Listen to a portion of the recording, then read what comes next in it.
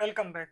अब जो हमारा सिस्टम डिजाइन में डेटाबेस है उसको हमें ऑप्टिमाइज भी करना पड़ेगा कि वो बेहतर चले, स्पीड उसका इंक्रीज हो, परफॉर्मेंस इंक्रीज हो और स्केलेबल हो सके। तो इसके लिए बेसिकली हम दो टेक्निक का यूज करते हैं। पहला इंडेक्सिंग, इंडेक्सिंग का यूज करते हैं। दूसरा पार्टीशन का यूज करते हैं, पार्टीशन।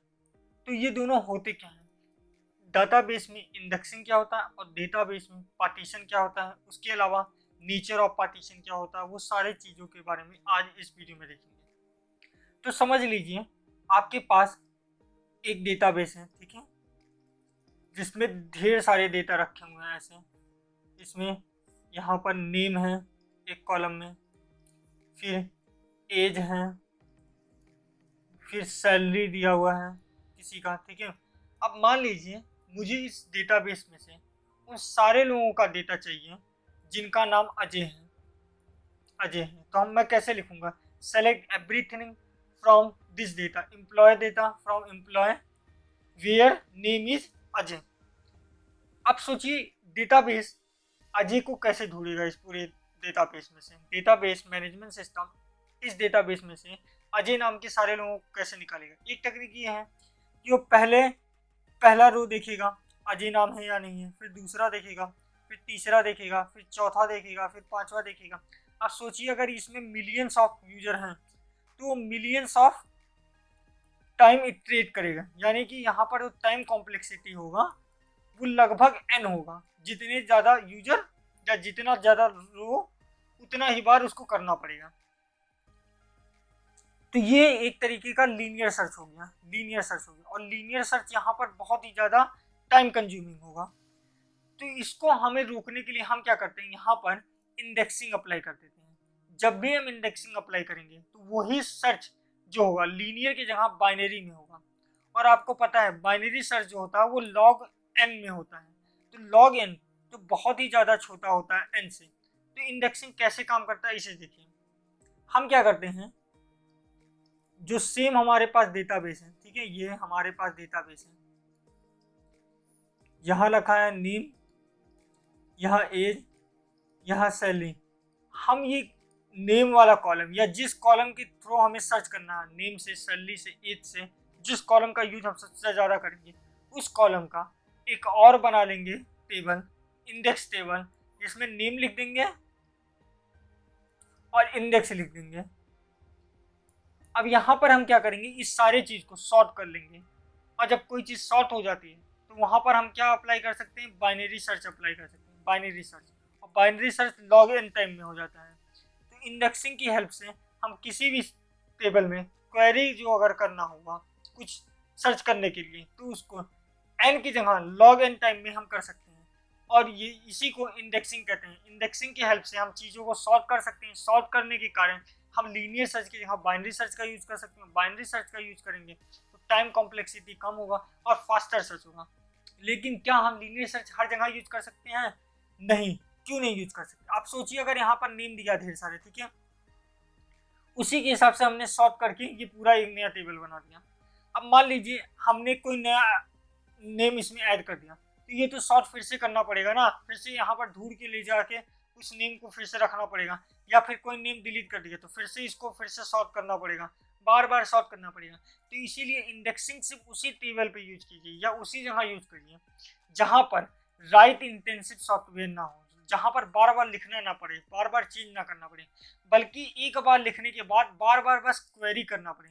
जहाँ पर रीडिंग बार बार हो, क्वेरी बार बार करना पड़े। एक बार जैसे आपने एक बार टेबल तैयार कर दिया लेकिन बार बार उस पर कोई ना कोई क्वेरी चल रही है, जहाँ पर रीड इंटेंसिव अगर कोई टेबल है तो वहाँ पर इंडेक्सिंग करना बहुत ही काम की चीज़ है, आप बहुत ही जल्दी सर्च कर पाएंगे। लेकिन अगर कोई ऐसा टेबल है जिसमें राइट बहुत बार करना पड़ रहा हो, रीड कम बार करना हो, तो वहाँ इंडेक्सिंग मत अप्लाई कीजिए। क्योंकि आप इंडेक्सिंग अप्लाई करेंगे तो बार बार टेबल को फिर से सॉल्व करना पड़ेगा, फिर से सॉल्व करना पड़ेगा। इसीलिए वो दिक्कत का बात है। इसीलिए ज़रूरी है कि आप राइट इंटेंसिव सॉफ्टवेयर टेबल पे आप इंडेक्सिंग नहीं यूज करेंगे, लेकिन रीड इंटेंसिव पे आप यूज करेंगे।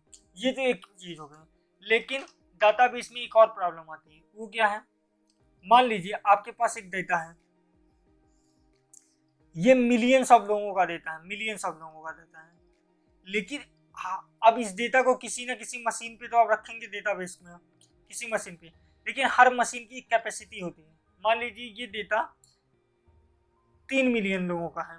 अब ये एक मशीन पर्टिकुलरली 1 मिलियन डेटाबेस को स्टोर कर सकता है, 1 मिलियन डेटाबेस को। तो हमें क्या करना पड़ेगा, इस डेटाबेस को, ये पूरी कंपनी के डेटाबेस को 3 डिफरेंट मशीन पे अलॉट करना पड़ेगा। तो हम क्या कर रहे हैं, एक बड़े से डेटाबेस को डिवाइड कर दे रहे हैं, ब्रेक डाउन कर रहे हैं स्मॉलर डेटा में, बेस में। इसी को कहते हैं पार्टीशनिंग। अब पार्टीशनिंग जो होता है वो कई तरीके का होता है। तो आज की वीडियो में हम लोग यही देखेंगे कि कितने तरीके के पार्टीशनिंग होता है। तो break down of big database into smaller pieces is known as partitioning. तो पार्टीशनिंग पहले हम यही जान लेते करते क्यों। पार्टीशनिंग करने की फायदा एक होता है कि हम किसी भी एप्लीकेशन को स्केल कर सकते हैं। अगर मान लीजिए यहाँ पर 4 मिलियन डेटाबेस आ गया, तो हमें क्या करना है, बस एक और मशीन ऐड कर देना, कोई दिक्कत नहीं। इसके कारण परफॉर्मेंस इंक्रीज होता है। अगर मान लीजिए कोई मशीन होता, वो उस पर बहुत ज़्यादा डेटा डाल देंगे तो वो स्लो हो जाएगा, लेकिन अगर उसी डेटा को हम डिवाइड कर देंगे तो परफॉर्मेंस इंक्रीज हो जाएगा। उसके अलावा अगर डेटा को हमने डिवाइड कर दिया तो मैनेज करना आसान होगा, क्योंकि डेटा कम कम है, बहुत ज़्यादा डेटा रहता है, उसको मैनेज करना टफ होता है। उसके अलावा अवेलेबिलिटी इंक्रीज होती है। मान लीजिए एक ही डेटाबेस में सब कुछ होता, एक ही मशीन में, और वो मशीन किसी कारण से अवेलेबल नहीं होता, तो आप कुछ नहीं कर पाते। लेकिन अगर मान लीजिए उसी डेटा को हमने 4-5 पीसेस में डिवाइड कर दिया, तो सिर्फ कुछ ही डेटा इस पर्टिकुलर टाइम पे अवेलेबल नहीं लेंगे, लेकिन बाकी तो अवेलेबल रहेंगे। इसके कारण अवेलेबिलिटी बढ़ती है। उसके अलावा लोड को आसानी से बैलेंस कर सकते हैं। अगर सारे डेटा जब भी बैकएंड आएगा या कोई एप्लीकेंट आएगा तो सिर्फ एक ही जगह पर सर्च करेगा, तो एक ही मशीन पे बहुत ज़्यादा लोड पड़ेगा। लेकिन अगर उसी डेटा को आपने डिवाइड कर दिया 4-5 मशीन पे, तो लोड कम कम पड़ेगा हर किसी पे। इसके कारण लोड बैलेंस करने में भी मदद मिलता है। तो बेसिकली कितने तरीके से आप किसी भी डेटाबेस को पार्टीशन कर सकते हैं। यूजुअली इसके 3-4 मेथड होते हैं, तो हम लोग देख लेते हैं, एक एक मेथड देख लेते हैं। 3 मेथड मेनली होते हैं। तो पहला है हॉरिजॉन्टल पार्टीशनिंग। हॉरिजॉन्टल पार्टीशनिंग इसमें क्या करते हैं, हमारा जो डेटाबेस है ऐसे, ठीक है, बड़ा सा, नेम, एज, जेंडर, ठीक है। तो हम क्या करेंगे, इसको इस तरीके से जब डिवाइड करते हैं, इस तरीके से कि कुछ पर्टिकुलर ऊपर के रोज एक मशीन में, कुछ रोज अलग मशीन में, कुछ रो अलग मशीन में, तो इसे हम कहते हैं हॉरिजॉन्टल पार्टीशनिंग। हॉरिजॉन्टल पार्टीशनिंग को बेसिकली रेंज के बेसिस पे भी कई बार कर देते हैं कि मान लीजिए नेम के बेसिस पे किए हैं, तो जिनका नाम ए से लेकर आई तक आएगा वो पहले मशीन पे चले गए, 20 जे से लेकर एल तक या एम तक आएगा वो दूसरी मशीन पे चले गए, एन से लेकर जेड तक जिसका नाम आएगा वो तीसरी मशीन पे चले गए। इस तरीके से भी कर सकते हैं। तो ये पार्टीशनिंग बहुत सही तरीका होता है पार्टीशनिंग करने का। लेकिन इसमें एक थोड़ी सी प्रॉब्लम आ जाती है इस टाइप के पार्टीशनिंग करते समय। वो पार्टीशनिंग क्या होता था, मान लीजिए कि आपने का बहुत बड़ा टेबल था, उसको आपने 3 टेबल में डिवाइड कर दिया। लेकिन मान लीजिए ए से आई तक में जितने लोगों का नाम था वो सिर्फ 1000 लोग थे, 1000। ये जे से लेकर एम तक भी 1200 थे। लेकिन मान लीजिए एन से जद तक में 10,000 लोगों का नेम हुआ। तो इसके कारण क्या होगा, लोड अनबैलेंस हो गया। कुछ मशीन पे बहुत ज़्यादा डेटाबेस है, कुछ मशीन पे कम डेटाबेस है, तो यहाँ पर अनबैलेंसिंग ऑफ लोड हो जाता है। ये एक बहुत बड़ी प्रॉब्लम हो जाती है। उसके अलावा दूसरा कौन सा तरीका होता है करने का, ये दूसरा तरीका जो होता है उसमें क्या होता है कि मान लीजिए आपके पास कोई एप्लीकेशन है, तो एक एप्लीकेशन के डिफरेंट काम हो सकते हैं। जैसे मान लीजिए अगर कोई स्विगी जोमेटो जैसा एप्लीकेशन है, तो उसमें कस्टमर का भी डाटा स्टोर करना है, ठीक है, रेस्टोरेंट का भी डेटा स्टोर करना है, और किसी ने बुकिंग किया तो कब हुआ, कौन सा बुकिंग हुआ, उसका भी डाटा स्टोर करना है। तो जब हम क्या करते हैं, बड़े से एप्लीकेशन के डिफरेंट डेटाबेस को अलग अलग मशीन पे रखते हैं, तो इसे कहते हैं वर्टिकल और vertical vertical partitioning. Vertical partitioning और वर्टिकल पार्टीशनिंग का एक दूसरा पार्ट ये भी है कि मान लीजिए एक बहुत बड़ा डेटाबेस है, तो बहुत बड़ा डेटाबेस है ये, ठीक है, तो उस डेटाबेस को हॉरिजॉन्टली ऐसे डिवाइड करने की जगह एक एक कॉलम को अलग अलग मशीन पे स्टोर करने को, इसको भी वर्टिकल पार्टीशनिंग बोलते हैं। वर्टिकल पार्टीशनिंग में क्या होता है, बेसिकली एक बड़े से एप्लीकेशन के अलग अलग सेक्शन के टेबल को अलग अलग जहाँ स्टोर करना, एक वर्टिकल पार्टीशनिंग का एक पार्ट हुआ। दूसरा कि अगर बहुत बड़ा टेबल है तो उसके अलग अलग कॉलम को अलग अलग जगह स्टोर करना, ये एक तरीका हो गया।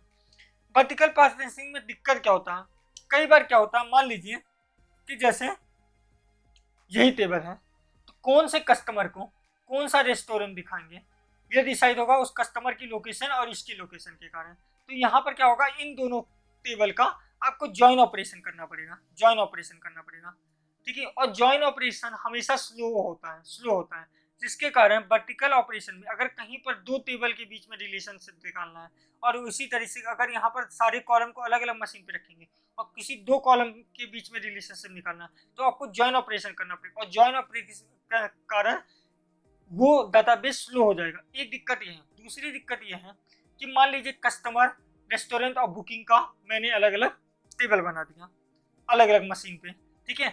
अब देखिए रेस्टोरेंट तो बहुत कम है, ठीक है, स्विगी जोमेटो पे, बुकिंग भी एक पर्टिकुलर टाइम पे शायद सारे लोग ना करें, लेकिन कस्टमर तो बहुत सारे होंगे ना स्विगी जोमेटो पे। तो हो सकता है एक पर्टिकुलर, एक बार तो आपने पार्टीशन कर दिया बड़े एप्लीकेशन को अलग अलग पार्ट में, हो सकता है एक पार्टीशन के बाद इसका और फर्दर पार्टीशन करना पड़े हॉरिजॉन्टल में। अब कस्टमर टेबल में मान लीजिए 10 मिलियन कस्टमर है उसके, तो हो सकता है एक मशीन पे सिर्फ 1 मिलियन कस्टमर है, तो इसको भी फर्दर पार्टीशन करना पड़े। तो वर्टिकल वाले में दो प्रॉब्लम होता है, एक जॉइन ऑपरेशन का जिसके कारण स्लो होता है, एक ये प्रॉब्लम होता है कि एक बार तो आपने वर्टिकली इसको पार्टीशन कर दिया, उसके बाद भी हो सकता है उसको हॉरिजॉन्टली पार्टिसिपेंट करना पड़े क्योंकि डाटा बहुत ज़्यादा था। ये दो तरीके हो गए। अब तीसरा जो पार्टीशन करने का तरीका है वो कौन सा है, उसे कहते हैं directory based partition, directory based partitioning. इसका मतलब क्या होता है, मान लीजिए आपका बहुत बड़ा डेटाबेस था, उसको आपने पार्टीशन करके 4 डेटाबेस मशीन पे रख दिया, मशीन 1 2 3 4। अब मान लीजिए कोई यहाँ पर एप्लीकेंट है जो यहाँ पर से डाटा चाहिए जाता है, तो उसको कैसे पता चलेगा कौन सा मशीन पे जाना है, किस मशीन पे कौन सा डेटा रखा हुआ है, किस मशीन पे कस्टमर का डेटा है, किस मशीन पे रेस्टोरेंट का डेटा है, किस मशीन पे किसी का डेटा है, तो उसको पता कैसे चलेगा। उसके लिए हम क्या करते हैं, बीच में एक डायरेक्टरी सर्वर लगाते हैं, डायरेक्टरी सर्वर लगा देते हैं। इसका काम ये होता है, इसमें ये सारी बातें स्टोर लिखी रहती हैं कि कौन से मशीन पे किस टाइप का डेटा स्टोर है।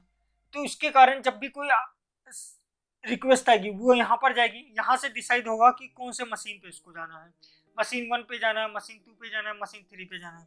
इसके कारण क्या होता है डायरेक्टरी बेस में कि चीज़ें लूजली कपल होती हैं, लूजली कपल होती है। आपका जो यहाँ से सर्च कर रहे हैं वो डायरेक्टली नहीं जा रहा, तो वो लूजली कपल है सारी चीज़। एक तो ये है। दूसरा इसमें एक चीज़ ये है कि आप इसको हॉरिजेंटली बहुत अच्छे से स्केल कर सकते हैं। मान लीजिए अगर आपको मशीन 4 के जगह 5 मशीन रखना है तो कोई दिक्कत नहीं, एक और मशीन ऐड कर दीजिए, डायरेक्टरी उस पर भी ला के रख देगा। तो हॉरिजेंटली स्केल करना बहुत आसान चीज़ है, एक तो बढ़िया चीज़ है। लेकिन यहाँ पर एक प्रॉब्लम क्या है, एक प्रॉब्लम यह है कि सारे जो क्लाइंट आ रहे हैं वो सब यहीं पर आ रहे हैं, डायरेक्ट मशीन पर नहीं जा रहे हैं। तो ये क्या हो रहा है, सिंगल पॉइंट ऑफ फेलियर बना देगा कि अगर मान लीजिए डायरेक्टरी सर्वर ही क्रैश कर जाए तो सिंगल पॉइंट ऑफ फेलियर हो जाएगा। ये एक बहुत बड़ी दिक्कत होती है डायरेक्टरी बेस्ड पार्टीशनिंग में। तो हमने 3 बेसिकली टाइप के पार्टीशनिंग पढ़ लिए। अब जो पार्टीशनिंग होगा चीज़ों का वो किस बेसिस पे होगा, कौन से क्राइटेरिया यूज किए जाएंगे पार्टीशनिंग करने के लिए, कौन से क्राइटेरिया यूज किए जाएंगे वो जान लेते हैं। तो क्राइटेरिया जो होता है बेसिकली वो कैसे होता है, तो इसमें 3 तरीके के होते हैं, एक राउंड रॉबिन, एक लिस्ट पार्टीशनिंग और एक हैश पार्टीशनिंग। तो पहले देख लेते हैं लिस्ट पार्टीशनिंग क्या होता है। लिस्ट पार्टीशनिंग में क्या करते हैं, मान लीजिए आपके पास बहुत बड़ा डेटाबेस है, आपको पता है कि आपको 1 मिलियन लोगों का डाटा स्टोर करना है और आप एक मशीन पे नहीं कर सकते, तो आपने 4 मशीन या 5 मशीन कर लिया। तो हम क्या करते हैं लिस्ट बेस्ड पार्टीशनिंग में कि हम किसी बेसिस पे डिसाइड कर लेते हैं कि मान लीजिए एक डेटाबेस था, ठीक है, सबका एक आईडी नंबर है, यहाँ नेम है, यहाँ सैलरी है, यहाँ पर एज दिया हुआ है, ठीक है। तो आईडी नंबर है जो 1 से स्टार्ट होगा 1 मिलियन तक जाएगा। तो हम क्या करेंगे लिस्ट पार्टीशनिंग में कि 1 से लेकर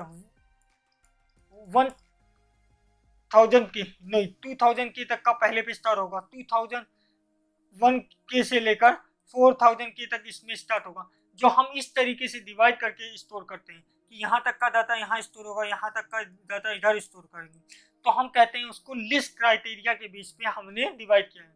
किसी क्राइटेरिया के बेस पे हॉरिजॉन्टली अगर आप किसी बहुत बड़े डेटाबेस को डिवाइड कर रहे हैं तो उसे कहते हैं लिस्ट क्राइटेरिया पे आपने डिवाइड किया, तो उसे कहेंगे लिस्ट पार्टीशनिंग। उसके अलावा दूसरा होता है round robin partitioning. Round robin partitioning में क्या करेंगे, सिमिलरली अगर मान लीजिए आपके पास 1 मिलियन डेटाबेस है, ठीक है, आपके पास 5 सर्वर हैं, तो हम क्या करेंगे, पहला रो इसको देंगे, दूसरा इसको, तीसरा इसको, चौथा इसको, पांचवा इसको, फिर छठवां इसको, सातवां इसको, आठवां इसको। इस बेसिस पे अगर हम अपने बेस को पार्टिसिपेट कर रहे हैं तो इसको कहते हैं राउंड रॉबिन पार्टीशन। अब इसके अलावा नेक्स्ट जो है वो बहुत इंपॉर्टेंट है, उसे कहते हैं हैश पार्टीशन। हैश पार्टीशनिंग में क्या करते हैं, मान लीजिए आपके पास 4 मशीन है, ठीक है। अब मान लीजिए अगर आपके पास एक बहुत बड़ा टेबल है, ठीक है, यहाँ पर नेम है, एज है, जेंडर है, तो हम क्या करेंगे, नेम फंक्शन पे नेम के बेसिस पे अगर आपको पार्टीशन करना, नेम फंक्शन पे जैसे मान लीजिए बैंक है, उसका हैश निकालेंगे और जितना हमारे पास मशीन है उतना मॉड्यूलो कर देंगे। तो इसका नंबर कितना आएगा, 0 से लेकर 3 तक आएगा। तो 0 आया तो मशीन 1 पे जाएगा, 1 आया तो 1 पे जाएगा, 2 आया तो मशीन 2 पे जाएगा, 3 आया तो मशीन 3 पे जाएगा। इस बेसिस पे अगर हम पार्टीशनिंग करते हैं तो उसे हैश पार्टीशनिंग कहते हैं। लेकिन हैश पार्टीशनिंग में एक बहुत बड़ी दिक्कत है, मान लीजिए यहाँ पर कोई आया, उससे हम अगर मान लीजिए कोई डाटा यहाँ स्टोर है, तो यहाँ पर तो एक हैश नंबर से स्टोर है, तो हैश नंबर से हमने पता कर लिया कि इस डाटा का नाम बैंक था। मान लीजिए बैंक पहले नंबर पे स्टोर है, तो 1 से हमने ये पता कर लिया हैश नंबर से हमने ये पता कर लिया ये बैंक है।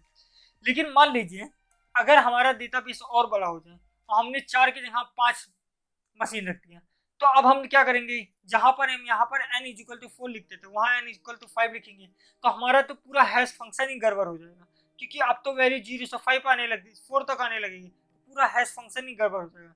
तो इसे हम सॉल्व करने के लिए हम क्या करते हैं, कंसिस्टेंट हैश यूज करते हैं।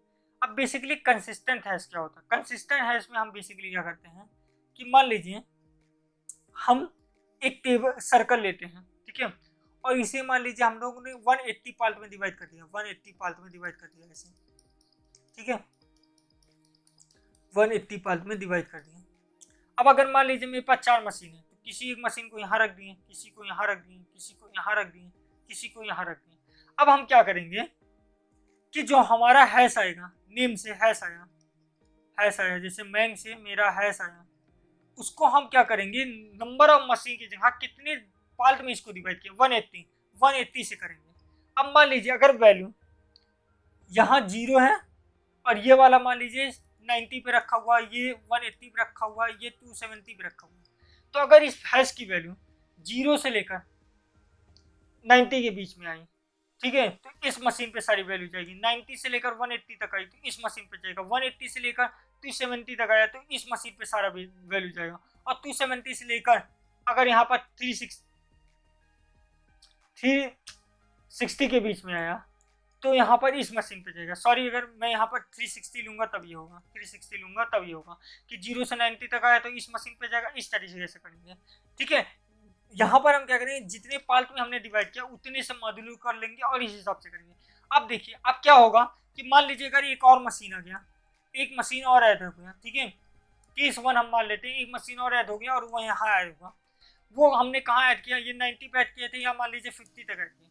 तो अब क्या होगा, जो डाटा यहाँ से यहाँ तक का कोई भी चेंज नहीं करना पड़ेगा। अब हमें क्या करना पड़ेगा, 0 से 50 तक का डाटा हमें सिर्फ क्या करना पड़ेगा, मशीन इस पे ट्रांसफर करना पड़ेगा। और जो यहाँ 50 से 90 तक का डेटा था, 50 से 90 तक में के मशीन पे वो डेटा जो स्टोर था, जो 0 से 50 तक के हैश पे आया था, उसे बस हमें ट्रांसफर कर देना होगा। यहाँ पर क्या करना होगा हमें, फिर से मैं समझाता हूँ।